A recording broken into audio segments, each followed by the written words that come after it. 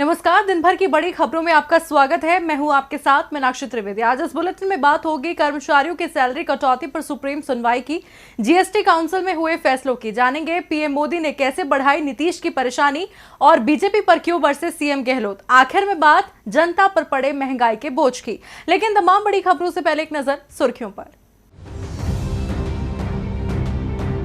दिल्ली सरकार ने किया ऐलान, अब राजधानी में नहीं होगी पूर्णबंदी। लोगों की मदद करने और इलाज की सुविधा बढ़ाने पर होगा सरकार का जोर। दिल्ली के स्वास्थ्य मंत्री सत्येंद्र जैन ने कहा, हम हर परिस्थिति के लिए हैं तैयार। उत्तर प्रदेश के पूर्व सीएम और समाजवादी पार्टी अध्यक्ष अखिलेश ने सीएम योगी आदित्यनाथ पर कसा तंज। कहा, सीएम और उनकी टीम 11 सिर्फ बयानों में है उलझे। मौजूदा स्वास्थ्य हालात से पीड़ित लोगों को मिले 10-10 लाख रुपए की मदद। महाराष्ट्र सरकार का बड़ा फैसला, इस साल नहीं बढ़ेगी स्कूलों की फीस। राज्य के स्कूली शिक्षा विभाग ने सभी स्कूलों को दिया निर्देश। कहा, पूर्णबंदी में ऑनलाइन टीचिंग के चलते स्कूलों की जिन सुविधाओं का उपयोग नहीं किया जा रहा, उनकी फीस विद्यार्थियों से न वसूले स्कूल प्रशासन। देश भर में लागू बंद के चलते पार्ले जी के साथ साथ लोगों ने खूब खाए मैगी नूडल्स। सेल में 25% की बढ़ोतरी। नेस्ले का 12,000 करोड़ रुपए का है सालाना कारोबार। नेस्ले ने सभी 5 कारखानों में मैगी का उत्पादन किया तेज। हफ्ते के आखिरी कारोबारी दिन हरे निशान पर बंद हुआ शेयर बाजार। सेंसेक्स 242 अंक और निफ्टी 70 पॉइंट ऊपर हुआ बंद। सुर्खियों के बाद अब बात आज की सबसे बड़ी खबर की। पूर्णबंदी के दौरान कई कंपनियों और उद्योगों ने कामगारों और कर्मचारियों को सैलरी नहीं दी थी, जिसके बाद केंद्र सरकार ने 29 मार्च को निजी कंपनियों को पूर्णबंदी के दौरान कर्मचारियों को पूरा वेतन देने का आदेश दिया था। लेकिन निजी कंपनियों ने सरकार के आदेश को सुप्रीम कोर्ट में चुनौती दी और आज मामले को लेकर सुप्रीम कोर्ट ने अपना फैसला सुनाया है। आज इसी मुद्दे पर चर्चा के लिए मौजूद है राजीव जी, लेकिन उससे पहले आज कोर्ट ने क्या कुछ कहा, इस रिपोर्ट में देखिए। पूर्णबंदी का दौर कामगारों के साथ साथ निजी कंपनियों के कर्मचारियों के लिए भी कई परेशानियां लेकर आया है। उद्योग धंधे बंद होने की वजह से कामगार अपने घरों को लौट गए तो कई लोगों का रोजगार छिन गया। कई लोगों के रोजगार पर अभी भी काले बादल मंडरा रहे हैं। इन सबके बीच पूर्णबंदी के दौरान उद्योग और निजी कंपनियां कर्मचारियों को सैलरी नहीं दे पाई थी। इस मामले को लेकर आज सुप्रीम कोर्ट ने अपना फैसला सुनाया। सुप्रीम कोर्ट ने अपने फैसले में कहा, सैलरी को लेकर कंपनी और कर्मचारी आपस में समझौता कर तय कर ले। कंपनियों के खिलाफ कोई दंडात्मक कदम नहीं उठाए जाएंगे। सुप्रीम कोर्ट का पिछला आदेश ही मान्य होगा। कुछ याचिकाओं में अदालत ने पहले ही कोई कार्रवाई न करने का आदेश पारित किया था। यह आदेश सभी मामलों में जारी रहेगा। राज्य सरकार के श्रम विभाग वेतन भुगतान की सुविधा को लेकर कर्मचारियों और कंपनियों के बीच बातचीत करेंगे। केंद्र सरकार को जवाब दाखिल करने के लिए 4 हफ्ते का वक्त दिया जाता है। अपने फैसले के दौरान सुप्रीम कोर्ट ने कहा, उद्योग और कामगार दोनों को एक दूसरे की जरूरत है, लिहाजा भुगतान के विवाद को हल करने की कोशिश की जानी चाहिए। आपको बता दें, देश की कई कंपनियों ने मार्च महीने का वेतन भी अपने कर्मचारियों को नहीं दिया है। इस दौरान बड़े स्तर पर लोगों की छटनी भी हुई है। कई कंपनियों ने लोगों को अनपेड लीव पर भी भेजा है। बहुत सारी कंपनियां ऐसी भी हैं जिन्होंने मार्च का भुगतान तो किया है, लेकिन अब अप्रैल का वेतन देने से मना कर रही हैं। वहीं सरकार के पास मामले के समाधान के लिए कोई ठोस नीति नहीं दिख रही है। देखना होगा कि अब सरकार सुप्रीम कोर्ट में क्या जवाब दाखिल करती है। अब रुख करते हैं राजीव जी का। राजीव जी, आपका स्वागत है। धन्यवाद मीनाक्षी। राजीव जी, पूर्णबंदी में सैलरी न मिलने से कर्मचारी बेहद परेशान है। इस बीच आज सुप्रीम कोर्ट ने कंपनी और कर्मचारियों को आपसी बातचीत के जरिए हल निकालने को कहा है, लेकिन क्या सरकार की मदद के बिना कोई हल निकल पाएगा? क्या ऐसे में सरकार को आगे नहीं आना चाहिए जिससे किसी का नुकसान ना हो? इस पूरे मामले पर आपका क्या कहना है? जी मीनाक्षी, इस वक्त पूरी दुनिया गंभीर चुनौतियों का सामना कर रही है। एक तरफ स्वास्थ्य संबंधी चिंता है तो दूसरी तरफ अर्थव्यवस्था को गतिशील बनाए रखने की चुनौती है। आम आदमी कुछ एक सावधानियां बरतकर अपनी सेहत का ख्याल तो रख सकता है, लेकिन आर्थिक सेहत सुधारने का दारोमदार जो है वो सरकारों पर ही है। अगर समय रहते सही फैसले लिए जाएं तो देश मंदी की चपेट में आने से और आम आदमी आर्थिक तंगी से बच सकता है। लेकिन अपने देश में अब तक हमने यही देखा है कि सरकार ने इस स्वास्थ्य मुसीबत से निपटने के लिए जो भी फैसले लिए उन पर हर तरीके से विचार नहीं किया गया और राहत के कदम उठाने में भी देरी कर दी गई। जब एकदम से सब कुछ बंद कर दिया गया तो इससे न केवल कर्मचारियों के लिए आर्थिक संकट खड़ा हुआ बल्कि उद्योगपतियों और कारोबारियों के सामने भी कई तरह की दिक्कतें आईं। कर्मचारियों को वेतन देने के लिए कारोबार का चलना भी जरूरी है और लेकिन बंद के दौरान उद्योगों को करोड़ों का नुकसान भी हुआ है। सरकार ने अपनी तरफ से किसी को भी नौकरी से न निकालने और सबको वेतन देने की बात तो कह दी थी, लेकिन उसमें सरकार कैसे मदद कर सकती है इस तरफ ध्यान देना शायद वो भूल गई। जिस भारी भरकम राहत पैकेज पर सरकार ऐंठ रही है उससे किसी को फौरी राहत नहीं मिल रही है। कामगार, मध्यम वर्गीय, नौकरी पेशा लोग और उद्योगपति सभी इस वक्त आर्थिक संकट से गुजर रहे हैं। अगर सरकार ने राहत पैकेज में एकदम गरीब तबके के खाते में सीधे नकद की व्यवस्था के साथ साथ कारोबारियों और साधारण मध्यम वर्गीय लोगों के लिए राहत की व्यवस्था की होती तो आज हालात दूसरे होते। खैर, अब मामला सुप्रीम कोर्ट पहुंचा है मीनाक्षी, जहां अदालत ने केंद्र सरकार को 4 हफ्ते का टाइम दिया है, जिसमें विस्तृत हलफनामा दाखिल करने को कहा गया है और साथ ही श्रम संगठनों और उद्योग मालिकों से भी बीच का रास्ता निकालने पर विचार करने को सुप्रीम कोर्ट ने कहा है। इसलिए यह देखना होगा कि सरकार इसमें कोई सकारात्मक भूमिका निभाती है या फिर अपनी जिम्मेदारी से हमेशा की तरह पल्ला झाड़ लेती है। बहुत बहुत शुक्रिया राजीव जी तमाम जानकारी के लिए। अब बढ़ते हैं अपनी अगली खबर की ओर। चिंताजनक स्वास्थ्य हालात और पूर्णबंदी के कारण कामकाज ठप हो गया, अर्थव्यवस्था और सुस्त हो गई, वहीं कारोबारियों की मुसीबत भी बढ़ गई, जिसके बाद आज जीएसटी पर सभी की नजरें टिकी हुई थी। जीएसटी काउंसिल की आज बैठक हुई। आज जीएसटी परिषद की 40वीं बैठक हुई, जिसमें सरकार ने कारोबारियों को राहत दी है। तो क्या कुछ खास रहा इस बैठक में, आइए जानते हैं अपनी इस रिपोर्ट में। देश में स्वास्थ्य मुसीबत के बढ़ते प्रकोप के बीच आज पहली बार वस्तु और सेवा कर परिषद यानी जीएसटी काउंसिल की 40वीं बैठक हुई, जिसमें जीएसटी लेट फीस से परेशान कारोबारियों को राहत मिली है। बैठक में छोटे टैक्स पेयर्स को राहत देने पर सहमति बन गई है। इनमें अगस्त 2017 से जनवरी 2020 तक के लिए जीएसटी रिटर्न दाखिल नहीं करने पर लगने वाली लेट फीस को माफ करने का फैसला हुआ है।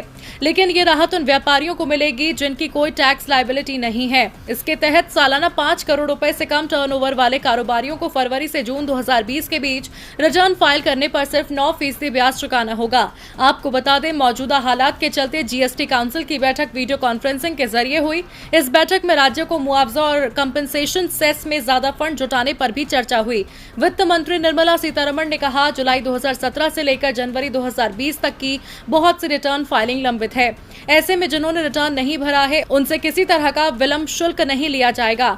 जीएसटीआर 3B को लेट से फाइल करने के अधिकतम शुल्क के लिए 500 रुपए की सीमा तय की गई है।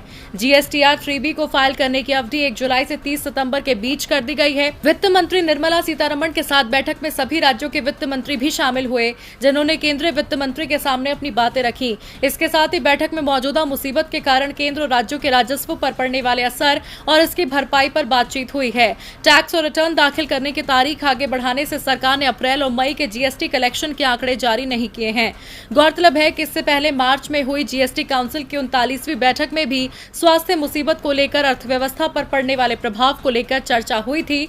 उस दौरान भारत में स्वास्थ्य समस्या के मामले बेहद कम थे और पूर्णबंदी का भी फैसला नहीं लिया गया था।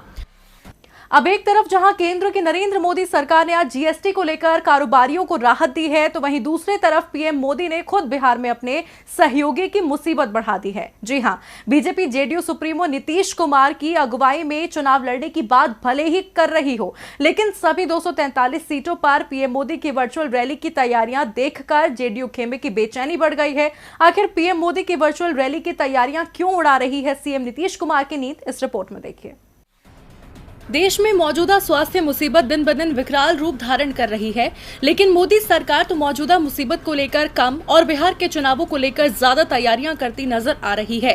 पहले गृह मंत्री अमित शाह ने बिहार में वर्चुअल रैली की और अब प्रधानमंत्री नरेंद्र मोदी की वर्चुअल रैली की तैयारी तेज हो गई है। इतना ही नहीं, प्रधानमंत्री की सभी 243 सीटों पर वर्चुअल रैली की तैयारियों से नीतीश खेमे में बेचैनी बढ़ गई है। अब भले ही बीजेपी बिहार के विधानसभा चुनाव सीएम नीतीश के नेतृत्व में लड़ने की बात कर रही हो, लेकिन बीजेपी जानती है कि इस बार के विधानसभा चुनाव में उसके लिए अपने जनाधार को मजबूत करने का सुनहरा मौका है। सूत्रों से मिली जानकारी के मुताबिक बीजेपी ने बिहार विधानसभा चुनाव के दौरान जो सर्वे करवाया है, उसमें ये निकलकर सामने आया है कि बीजेपी को ये मौका अपने हाथ से गंवाना नहीं चाहिए, जिसके बाद अब एनडीए में सीट शेयरिंग को लेकर तनातनी के आसार नजर आने तय हैं। माना जा रहा है बीजेपी इस बार बिहार में जूनियर पार्टनर की भूमिका नहीं निभाना चाहती है और सीटों के बंटवारे में सीधे 50% से ज्यादा हिस्सेदारी की डिमांड कर सकती है। साफ है, बीजेपी इस मौके को भुनाने में कोई कोर कसर नहीं छोड़ना चाहती। पीएम मोदी की वर्चुअल रैली अगले हफ्ते होने की संभावना है। विधानसभा क्षेत्रों के 72,000 से ज्यादा पोलिंग बूथ्स पर पीएम की वर्चुअल रैली को लेकर तैयारियां चल रही हैं। उम्मीद जताई जा रही है कि प्रधानमंत्री नरेंद्र मोदी की वर्चुअल रैली का मुख्य फोकस घर लौटे प्रवासी कामगारों पर होगा, जो इस बार बिहार में चुनाव की दशा और दिशा दोनों तय करेंगे। अब प्रवासी कामगारों के बिहार सीएम नीतीश कुमार से नाराजगी किसी से छिपी नहीं है। नीतीश कुमार ने भी हर एक को 1500 रुपए का अनुदान देकर नाराजगी दूर करने की कोशिश की, लेकिन बीजेपी के इंटरनल सर्वे से मिली जानकारी के मुताबिक प्रवासी कामगारों की सीएम नीतीश से नाराजगी अभी भी कायम है। ऐसा भी नहीं है कि प्रवासी कामगार केंद्र सरकार से नाराज नहीं है, लेकिन बीजेपी सारा ठीकरा नीतीश कुमार पर फोड़कर अपना पल्ला झाड़ सकती है। देखना दिलचस्प होगा पीएम मोदी की रैली से बिहार चुनाव पर कितना असर पड़ता है। अब पीएम की रैली को लेकर नीतीश की ये बेचैनी कब दूर होती है, ये देखना होगा। वहीं देखने लायक तो राजस्थान का सियासी माहौल भी है, जहां अब राज्यसभा चुनाव को लेकर सरगर्मियां बढ़ गई हैं। मध्य प्रदेश और गुजरात के बाद राजस्थान कांग्रेस को विधायकों की टूट का डर सता रहा है। सूबे में रिजॉर्ट पॉलिटिक्स भी शुरू हो गई है, जिसे लेकर आज एक बार फिर मुख्यमंत्री अशोक गहलोत बीजेपी पर जमकर बरसे। क्या राजस्थान मध्य प्रदेश और गुजरात की सियासत को दोहराएगा? क्या राजस्थान में भी राज्यसभा चुनाव से ठीक पहले कुछ विधायक कांग्रेस पार्टी से किनारा कर राजस्थान सरकार का नंबर गेम खराब करेंगे? कहीं सीएम अशोक गहलोत की कुर्सी पर काले बादल तो नहीं मंडरा रहे हैं? सियासी गलियारों में आजकल ये सवाल खूब गूंज रहे हैं और इन सवालों ने सबसे ज्यादा परेशान राजस्थान कांग्रेस को कर रखा है। तभी तो आज मुख्यमंत्री अशोक गहलोत उप मुख्यमंत्री सचिन पायलट के साथ मीडिया से मुखातिब हुए। इस दौरान सीएम गहलोत ने प्रधानमंत्री नरेंद्र मोदी और गृह मंत्री अमित शाह पर राज्यसभा चुनाव में जानबूझकर देरी कराने का आरोप लगाया।